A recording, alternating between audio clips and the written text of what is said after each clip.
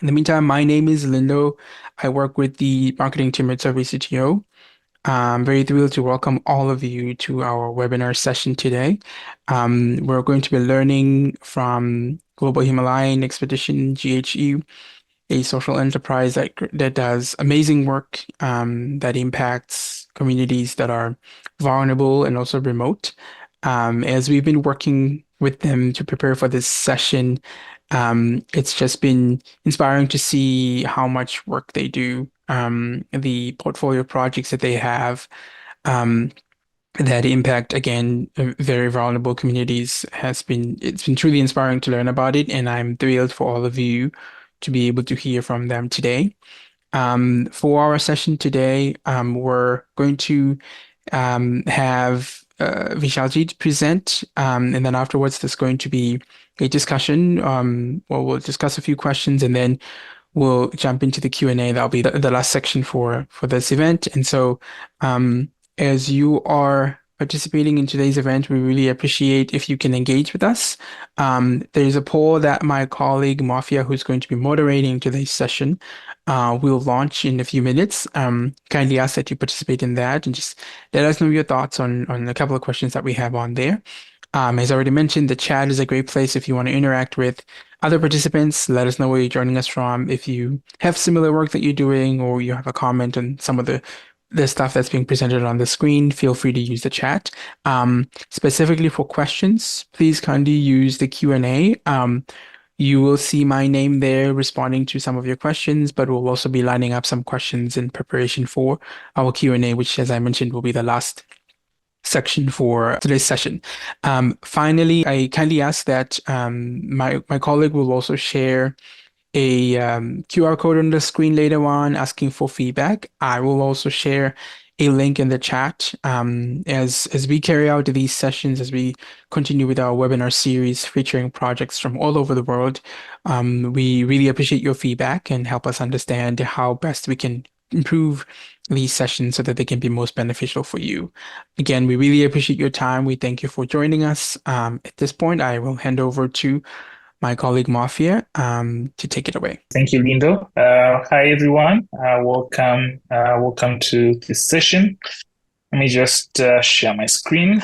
All right. I'm hoping everyone can see the screen. Thank you so much, Lindo. As Lindo mentioned, we are here today to learn more about how the Global Himalayan Expedition, GHE, manages carbon neutrality data. And we're looking forward to this particular presentation. But before I introduce and hand over to our guest, I just want to mention again that we have an active poll. So I'm just going to start that. Again, if you go to your controls and you look for the poll, you'll be able to see that. Then you can just answer. It's just a couple of questions that we have. And then at the end, I'll be able to close that poll and we can have a brief discussion around that. Okay, so hopefully I'll be able to get around to that. All right.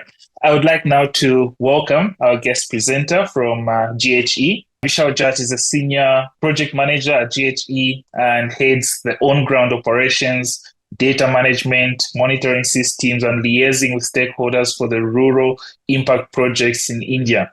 He's also the creative head and has directed and captured most of the impact videos that GHE has. He also has been invited as a speaker to several forums, such as the Global Social Business Summit, COP26 at Glasgow, and at several events in India on showcasing their work on rural development.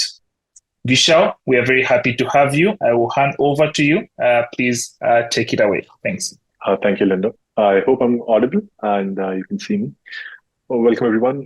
Good morning, good afternoon, good evening to wherever you are in the world. And I'm from India, so it's good evening for me. And to start off things, Mofia did introduce me, and I've been part of this organization called GHE Global Himalayan Expedition for the past 4 or 5 years now. It's a social enterprise, a 10-year-old social enterprise that has been working for bringing development to rural communities, the remotest of the communities, with the vision of reaching to the last mile. And with that vision in mind, this photograph comes to my mind, and that's why I use this photograph for this particular deck. This photograph is from a village in the northeastern part of India in a national park. Now, why this particular village? Why this particular household? Because as you can see, this household is in the middle of the forest. There's no household nearby. And this village in particular hosts a lot of travelers as well, because the citrus genome, lemons, oranges, squashes, all that we enjoy so much, the genome was originated from this particular national forest in the world. So hence this particular photograph is very special and dear to me. And as you can see in this particular photograph itself, on the bottom left of the house, on the left side of the house, is a small blue panel. That's a solar panel. So GHE actually went ahead and electrified the village back in 2022 with solar power, so that the villages can be self-sustainable. And that's the vision for us in GHE here, right? We want to leverage carbon financing as of now for bringing rural sustainable development to the region. This particular photograph is from a monastery that is almost 1,000 years old at 14,000 feet. And the vision is that why can't we leverage carbon financing and take it forward, use that to bring in sustainable development to these remote communities. We see a lot of carbon projects happening around the world. There's a lot of focus on climate change. But these communities that live in, let's say, up in the mountains or in the middle of the forest are the ones who face the brunt of climate change first. Me, myself, living in a city, I have a lot of facilities to myself, and I'm able to, tackle climate change. Or let's say if it gets too hot, I'll just crank up the AC. Or if it gets too cold, I can crank up the heater. But that's not the same for these communities due to lack of resources, due to lack of facilities available. So that's the vision that we have at GHE as well, wherein we want to develop self-sustainable, smart and eco-friendly villages. And the key 4 pillars that we want to focus on at the same time are livelihood, clean energy, entrepreneurship, and skill development. And while doing that, we also want to ensure that we are in line with the UN SDG goals. So there's just some of the SDG goals that we know that we are able to, achieve while working on these projects as well. And this is the impact portfolio that I talk about. So over the 10 years, we've expanded. We started off as an organization that was primarily doing impact expeditions. We are still doing that. I've not added that in this particular portfolio, but just to sum it up quickly, bringing in travelers from around the world on an impact expedition of 14 days, trekking to a village, 3 days into the forest or 3 days into a desert, cold desert of Ladakh, which is the topmost point of India. Going to the village, electrifying the village, bringing any sort of sustainable development solution. It could be solar water heaters, it could be stoves for that matter, it could be powering up a school.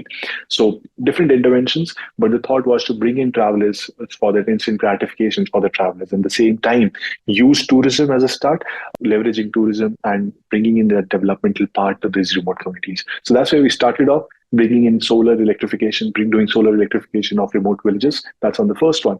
And from there on, as I shared, we expanded to, once the households are electrified, we looked at the next best thing, which is in this case primarily the schools in the village, right?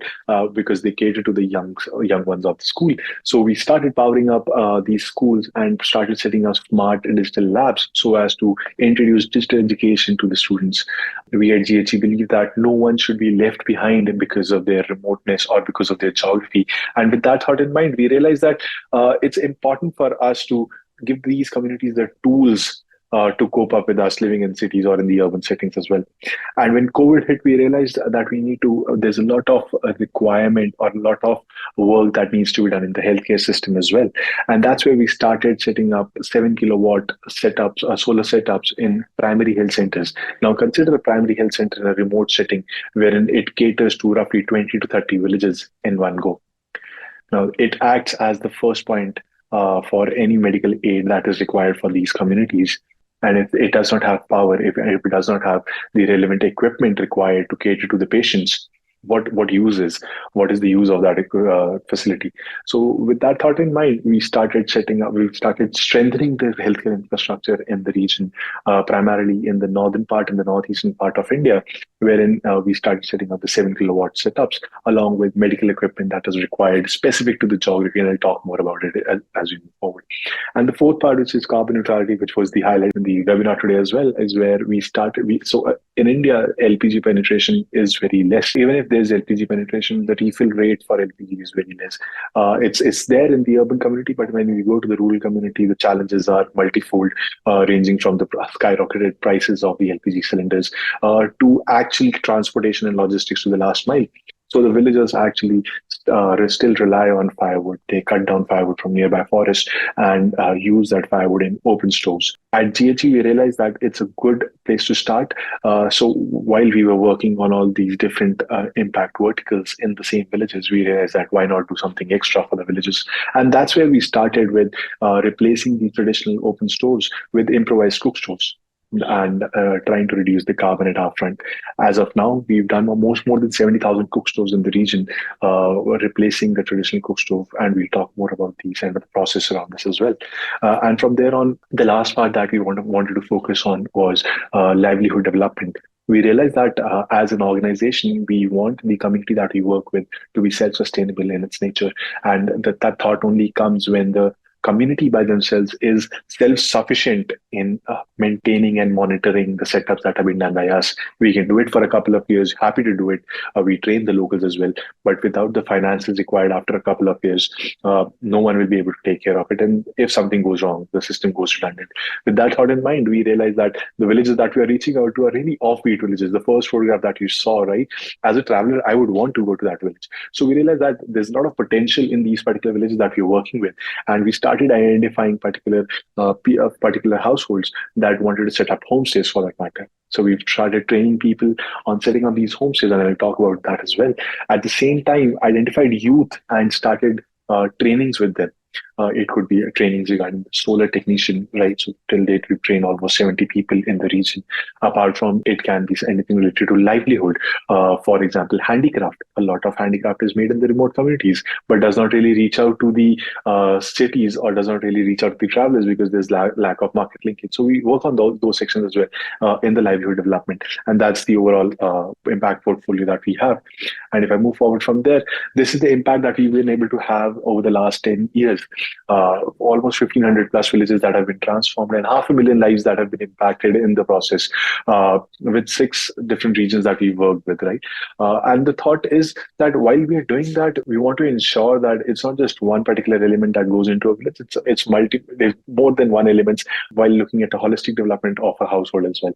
And this is the visible impact that you see, right, of a household which was earlier relying on kerosene oil lamps to being able to generate and consume their own energy from a pre-industrial revolution to the fourth industrial revolution. That's the change that we want to bring in everywhere as well. And these are photographs from the northeast part of India, which will be the focus of this particular webinar as well. And as you can see, the team has to travel through forests, jungles, just to reach the villages. And once they are there, they start electrifying the villages. And on the right-hand side, you can see what the traditional setup looks like. Now, if one might say, why not a permanent setup for the solar panel? It's risky, right? The panel can fall off or something can happen. And we realize that, but we also realize that if the structure breaks down for any reason, right? We will not be there to fix it for them. So we ask the villagers to make these structures by themselves, which is sustainable in its nature, made by the local wood as well. And they set it up next to the house. And from there on comes SurveyCTO in place, right? We've been using, so every household that we electrify, we have an agreement with them. We note their data with us as well. And this is how we capture that data right now with SurveyCTO, wherein if I go to the dashboard of electrification, I can see, okay, these are the particular villages and these are the number of households that have been electrified in these particular villages. And while doing that, if I go to just the map of it, I can see, okay, this particular map shows this kind of, there's the exact village, right? Which is not even available on Google Maps. So I can actually tell better about a village than Google Maps in the region because I've been using this platform and I've been able to pinpoint the location of these households in the household as well. And while doing that, we also ensure that, as I shared, we do an agreement with the household. And that agreement is not just to ensure that, oh, yes, we just came and set it up something, but it's also to ensure quality of work that is done in the region as well. So every form that is captured, so each beneficiary will be registered on the SurveyCTO platform through a form that has been designed for them. And once that happens, the engineer in this case will capture the photograph of the setup. He or she will capture the photograph of the beneficiary with the panel as well. So all of that data is captured, and once that captures, and you can see on the right hand side, the image says approved, and this is something I'll talk more about later. But the thought is not just to get data, but to ensure that we get quality data. What it does for us is that it helps us give feedback back to the team in terms of the system. If the wiring is not in this manner or it's not looking good, we can go back to them and say, okay, maybe next time, please be careful and let's stick to the SOP that we have. So it's an active communication channel between the team on the ground and the team in the office, and to ensure that the work happens in the best possible way. And from there on, this is another initiative that we worked on with, and I'll go through all the verticals. This is the second. This is something that we recently started in Meghalaya, in the northeast part of India, where there's zero manufacturing as of now. So everything that comes in the state of Meghalaya comes in from neighboring states. So this was one of its kind initiative, the first one of its kind, wherein the locals are now producing LED bulbs that are now being consumed by the locals as well. So this reduces the logistics involved. At the same time, has helped create a lot of livelihood for the locals as well. So the team that you see in the bottom left is all locals working and making bulbs on a daily basis. And the one on the top is our engineer who's actually promoting these bulbs as well.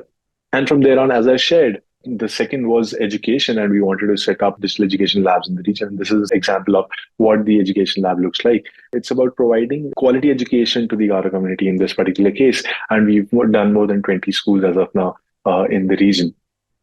And as I shared, third one was health centers. As COVID hit, we realized that we want to strengthen the healthcare infrastructure in the region.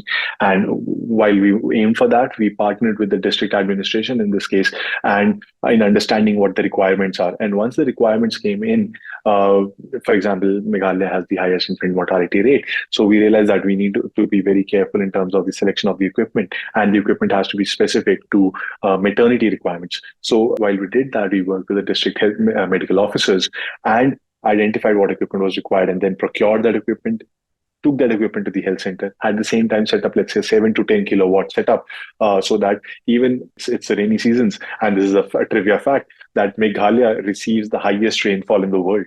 The wettest place on earth is in the state. So there are days when you don't see the sun for like 5 to 7 days. And since these are remote communities, if anything goes wrong, they might not have power for 7 to 10 days.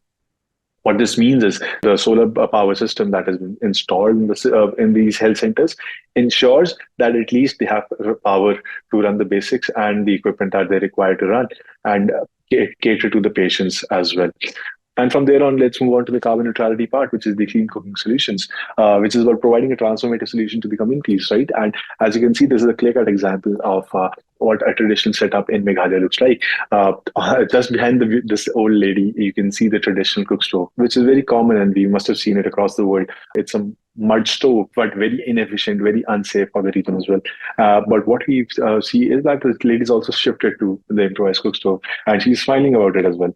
The story here about this particular lady, and I remember this because I clicked this photograph, is that she was unable to speak properly. And when we asked in the local language why did that happen, she shared that because of the smoke that she was inhaling due to the traditional cook stove, it affected her throat, and she was unable to speak properly. But since she's shifted to the improvised cook stove, that has reduced, the impact has reduced because the smoke is almost zero.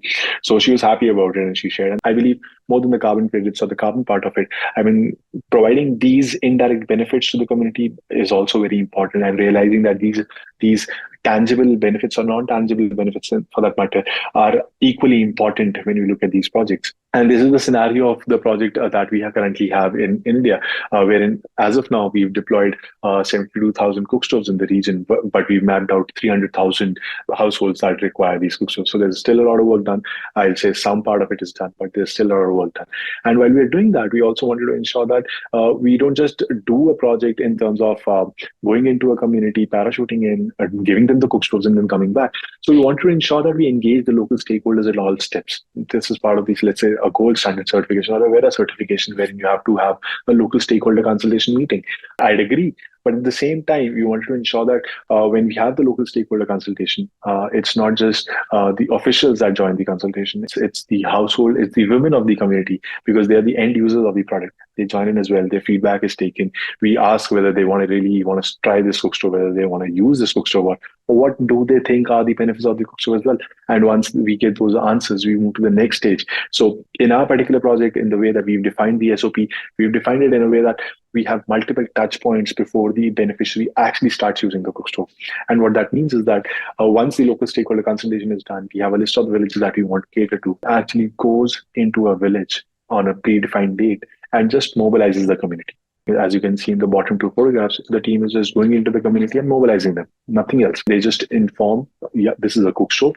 This is how it works. This is how you're supposed to use it. Then these are the benefits of it. And the women of the village understand these benefits because they are the ones who are carrying firewood or collecting firewood on a daily basis. They're the ones cooking the food on a daily basis. They're the ones who face the brunt of, let's say, smoke or heat, for that matter, from the traditional cook stove. So when we tell them that these all things can be reduced or taken away, they realize the benefits of it, and that's the first touch point with the community for us after the local stakeholder consultation. And from there on, we move on to the next one, which is the distribution. So once the mobilization is done, we then define a date with the village at a later stage, wherein we'll go back again and distribute the cook stoves to the village.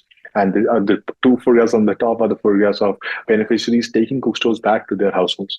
Now, the story does not end here. The next step for us is actually going and deploying and installing the cook stove. So when I say we've deployed 72,000 cook stoves, it means that our team has actually visited 72,000 households in the first year itself and install these cook stoves. And when I say install these cook stoves, as you can see in the top right photograph, what they do is they level down one of the traditional cook stoves and make a platform for the improvised cook stove.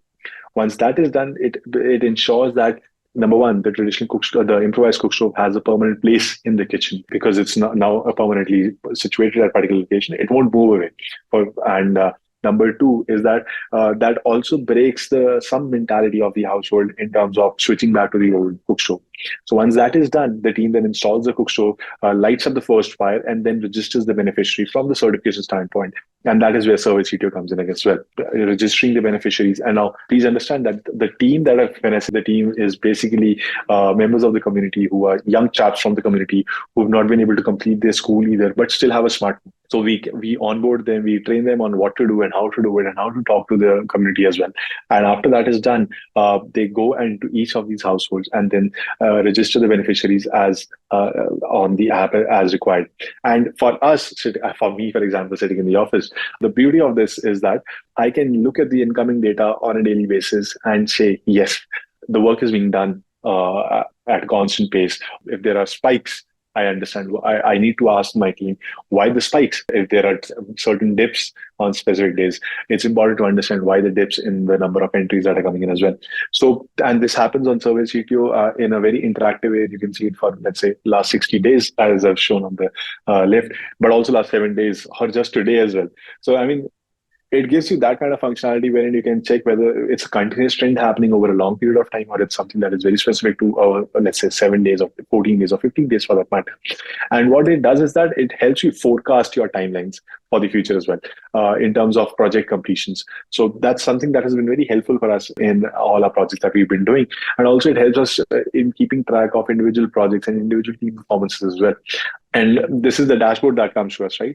Now, this particular dashboard is about a first monitoring visit. So, and this is something that we've started doing for all our projects, because at the core for GHE, it was not about just installing these cook stoves, getting the carbon credits out of it. We were a social enterprise first, looking to bring in long-term solutions to the community, right? So we just did not want to give the cook stoves away and just be done with it. But what we did was we introduced annual monitoring for all the projects that we've had, and we had multiple projects. What that meant was that, let's say in 2022, we did 10,000 cook stoves. 2023, our team will actually visit those 10,000 households again to verify whether the cook stove is being used or not and record that data on an app.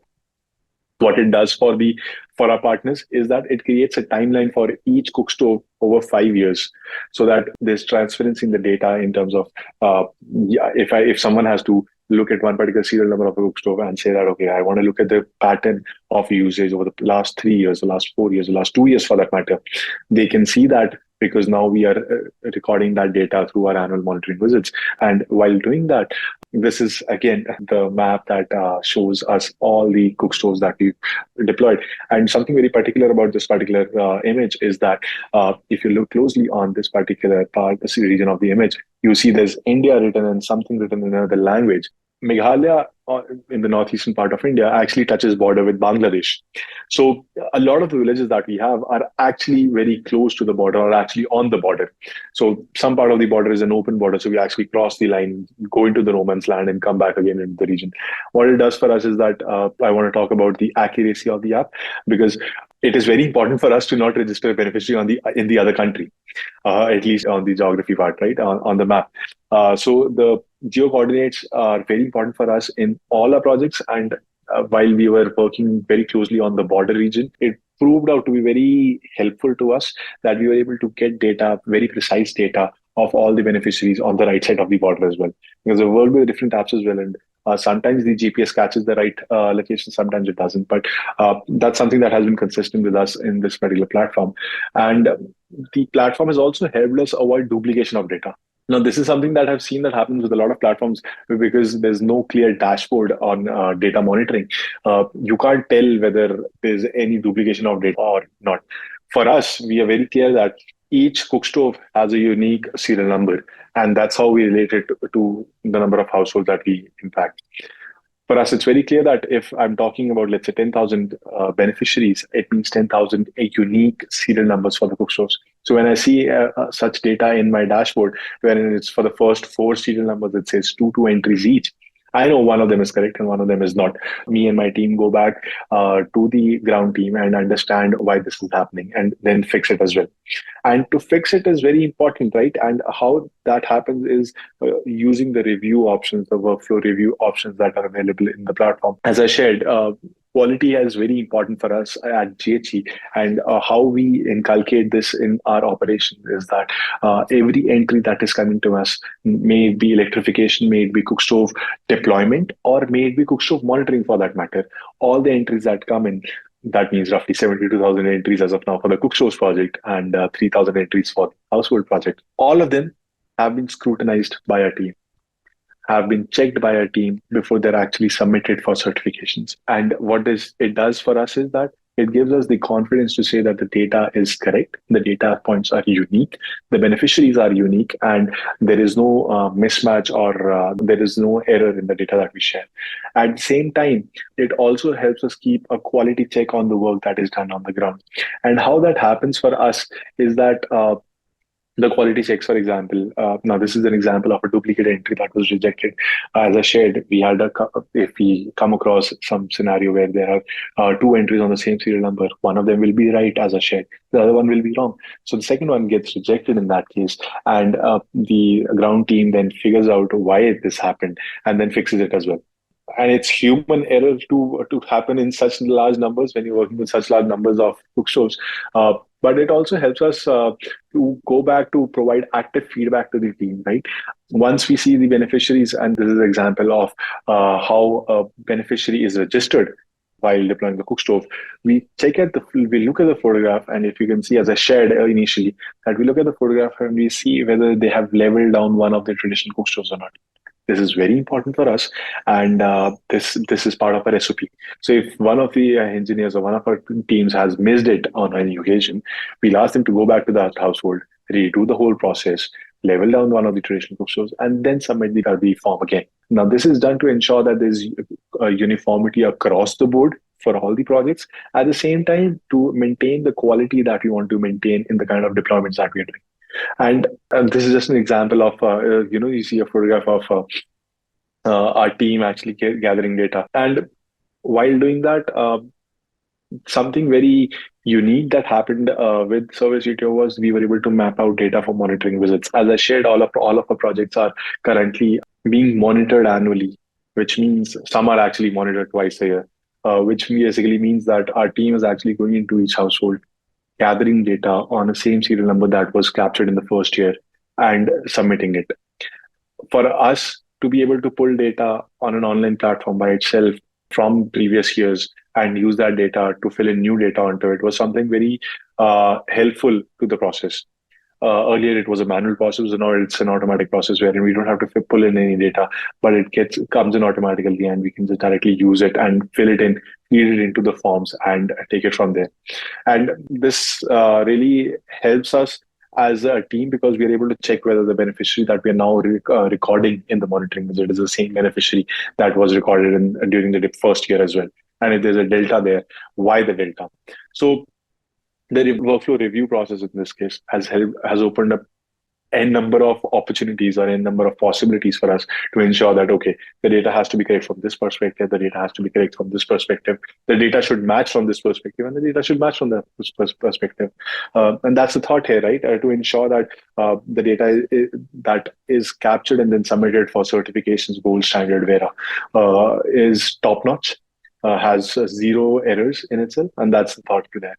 And this is just an example of the monitoring visit and the kind of questions that we ask in the monitoring visit. And then once all the questions are answered in the correct way, and the information matches the beneficiary as well, the form is then approved and then submitted into the final database. And these are just some photographs of the cookstove monitoring. And with that, I guess the more or less the SurveyCTO part is over with. But I want to share further that these projects are not possible without the support of local administration. So as I shared, when we start the local stakeholder consultation, we ensure that villagers are there, but at the same time, the administration is also there, and they actively, encourage the locals to use these projects.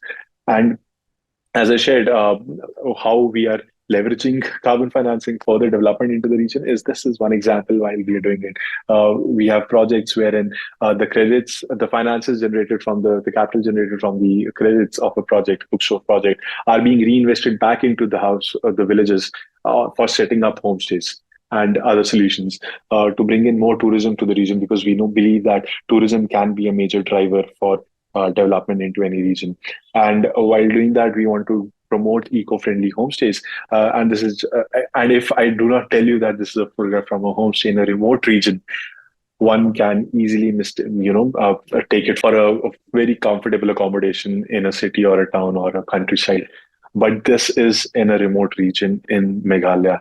And the thought with that is that why should anyone be left behind because they are unable to provide better facilities, but they have the hosting capability there. So it's about setting up these kind of homestays in the region with this capital generated from the carbon funds. And not just that, but also ensuring that if we are working with, let's say, 500 villages in a project of cookstoves, why not electrify the same villages if they need any power? Or why not solar power the health centers in the region? Or why not work on education?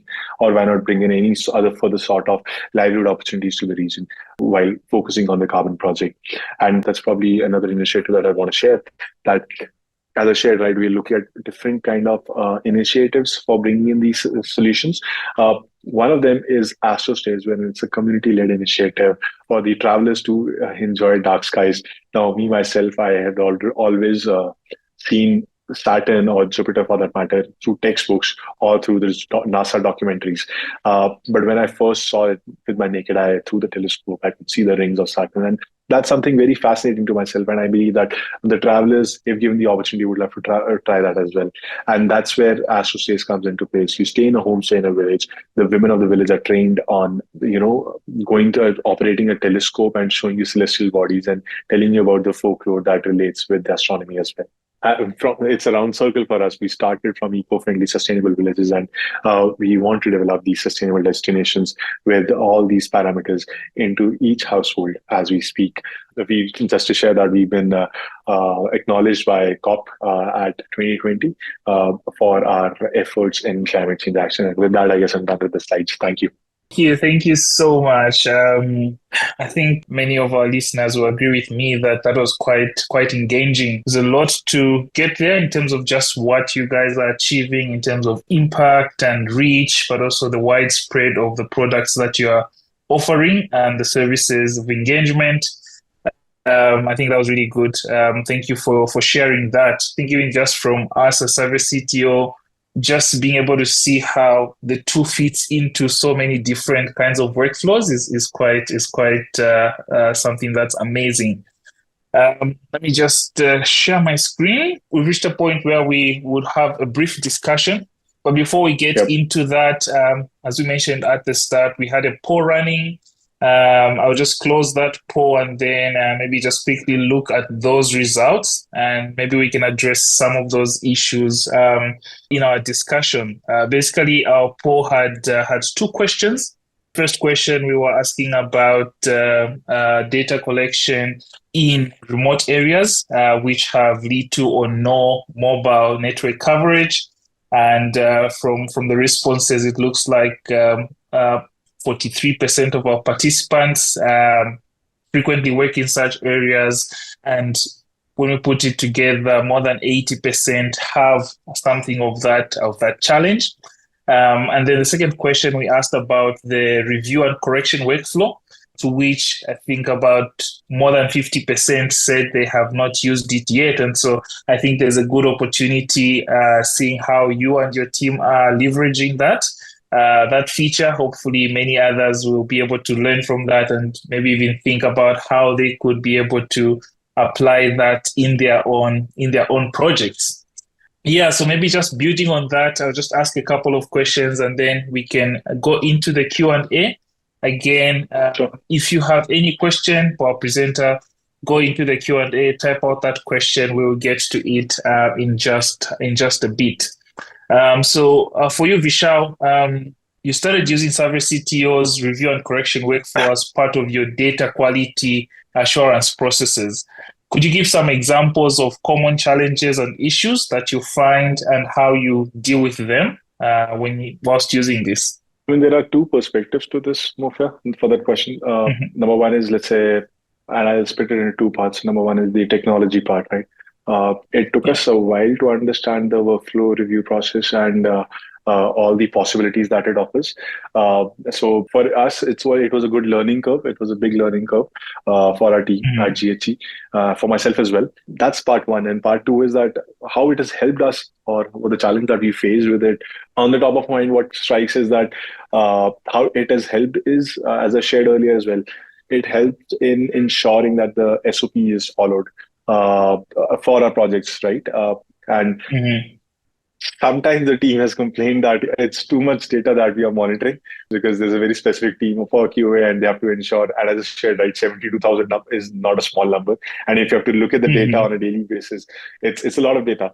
But but for us, the upside of that is that we are able to say this confidently that the SOPs are followed. You can look at anything, any particular beneficiary, any particular entry, and it's doable. In terms of the challenges, I'd say that one challenge that we've seen is that it's not on the technology part, but again, it's on the learning curve. You need practice with it as an admin user with the platform, just to understand, okay, this is a possibility or that is a possibility. And then also you need to be very careful in what you click. It has happened with me in the past. You click the wrong selection, right? And then you start wondering, oh, where did it go wrong? Because in my mind, I don't remember I clicked something. It's just to be present in that moment and understanding this is how the process is, or following the help center that SurveyCTO provides. I mean, they've been very helpful for us in all our queries that we've had in the past as well. Okay. That's great. I mean, maybe just a quick one before we get into the Q&A. We've seen that over 50% of at least the attendees here have never used it. You know, you guys are growing in the usage of the review and corrections workflow for your projects. Do you have any advice or lessons or tips for those that are just starting out? I mean, I see a question in the Q&A as well. Don't be afraid of it, is what I'll say. That's my advice, right? I see that the questions are regarding it being too tedious and too manual, the process. And I said, right, it can look like a lot, but you'd realize that if you have the right team and right mindset in your team, it's really helpful and it really gives you the confidence of being able to say that the data is correct. And I mean, in this world, in this current age, data is very important. It's something that's the universal fact. So my advice would only be that don't be afraid of it. Just give it a try and start small, but try. Start small, but try it. Okay, good. That's good. Thank you so much for those answers. Yeah, we'll get into the Q&A in just a bit. But if there's anyone who is here who might have SurveyCTO related questions, they might not be on the webinar, but on something else, we just want to remind you that we have our customer support, which is available to you 24/7. We might not get to those particular questions during this webinar, but feel free to reach out to our customer support. And if for some reason you're not yet a user of SurveyCTO, but you're interested in this platform, based on what has been shared, you can connect with our sales team through Maria. She's pretty much available all the time. If you reach out to her email, maria@surveycto.com, she'll be very happy to engage with you and actually help you get started. And if you want to know more about SurveyCTO, if you want to receive product tips and be notified of future events like these ones, please feel free to follow us on our social media.